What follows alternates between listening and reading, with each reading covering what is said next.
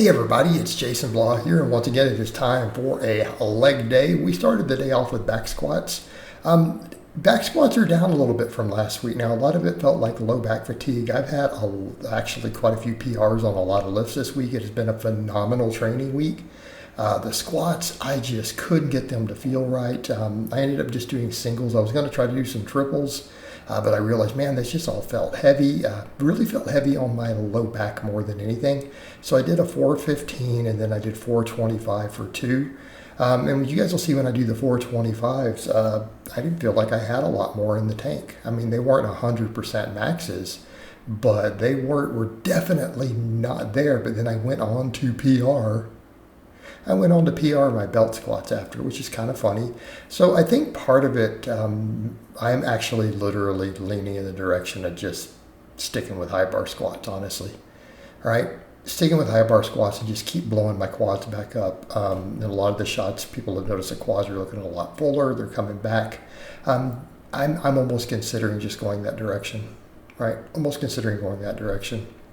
And just quit messing with the low bar, quit messing with the wide stance. Bring it in shoulder width and just sink it. Keeping in mind, for reference, my last powerlifting meet, I did high bar.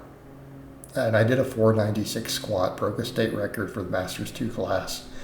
And did it as a high bar squat with no sleeves, just a belt and a pair of chucks. So again, in that context, might be the direction I go. Keep in mind, even before, I did high bar without a belt on camera at a meet before with 485, right? So might be what I do. I'm thinking about it. I'll decide by next week. So again, mainly just because, again, I noticed a low back fatigue, and I want to be able to do more low back work. I want to be able to do those things. So, and I want to be able to do all the deadlifting, and I can't have it then limiting my squats when I could blow my quads up and just high bar. Be better for my aesthetics anyways, right? And then we watched this. I mean, I PR'd this stuff. I got 8 reps on all these, added 20 pounds over the best set last week. Nice, good depth. Got 3 sets of 8. Real happy with all this. I'm happy with all the accessory work today. So I think might be worth considering. Because again, at the end of the day, as long as I can squat big numbers, doesn't matter. And even last year, if you guys remember, I did a high bar without a belt with 455 and paused it for a 2 count, right? Did a 2-second pause. So you guys see what I'm saying? We might think about just going back in that direction. Again, probably look a lot better, especially that lower body shape. But again, obviously arms are the biggest priority for me right now. But again, I do want to get the squat back up. I do want my legs to continue to improve. So again, just something to consider. But all this other accessory work, what do we got? Belt squats. I've really got into the groove with this machine finally to where I'm comfortable with it. I feel like I'm progressing on it. I get a good solid pump, good solid burn. I can get the range of motion I want. We just had to make some adjustments to the form. So all in all, this is going great. And I do feel like this is helping with my legs for sure, helping with my quads, helping with my glutes. All right. Although one thing that I need to think about though, right, here's where we're about to go. If I'm going to do the high bar, definitely got to blow the calves and hamstrings up if I want it to be a big lift later, because it lets me bounce it. Lets me bounce it out the bottom. Especially if we do silly stuff like, oh, let's put those bigger SPD knee sleeves on. Not that I plan on powerlifting in the near future again.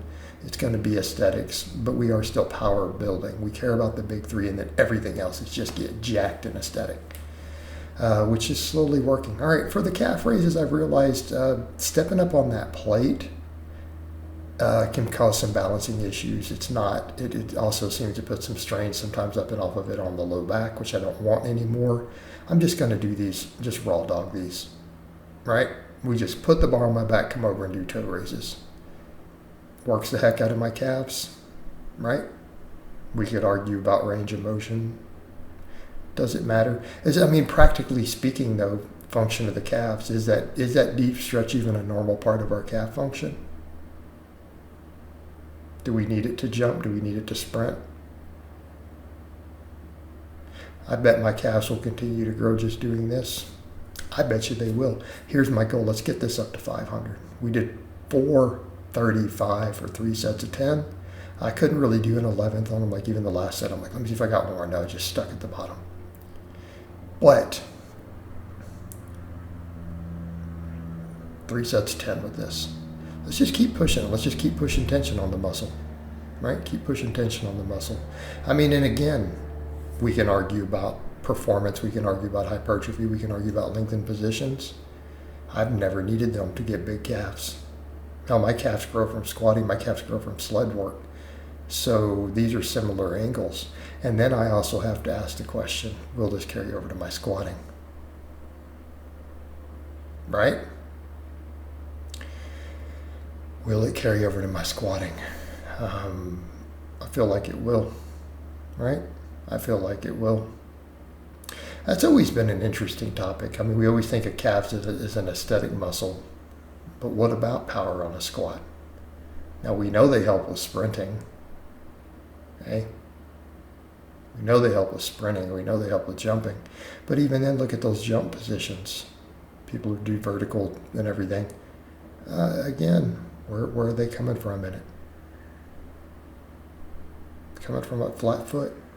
All right, and then we finished up with leg extensions, 3 sets to failure. I want people to note what I'm doing different on these. We're laying back still. All right, also notice the quad veins on point. Like I said, the waistline needs to be a little tighter. It's gotten a little waterier this week. I'll get it tightened back up though. We'll get it tightened back up. But I still feel I'm losing fat. But then look at the quads, the quad veins, all coming out on this work. Happy about that, right? Happy about that. So again, this stuff's coming along. So here's the thing. Also, if I'm going to mess with the high bar squats, yeah, we need to just blow these quads up. Okay, get big, jacked, aesthetic quads, keep them growing, and the high bar squat will climb. Right? It'll climb. At the end of the day, quads matter. Quads matter a lot. And we're not saying glutes and adductors don't matter, possibly even more, especially for lower bar. But on the high bar, yeah. Plus it gets worked on all of it. All this stuff works the glutes, it works the adductors. Then I have my posterior chain day. So it's going to all grow anyways. It's all going to grow anyways. So let's just, again, leg day, let's blow the quads up, blow the calves up. Keep it all flowing. Overall, though, super happy with all the accessory work. Squats were a little subpar today. Accessories were all on point. Progressing on everything, happy with it. So I hope it's been informative, and I'll talk to you guys and gals next time.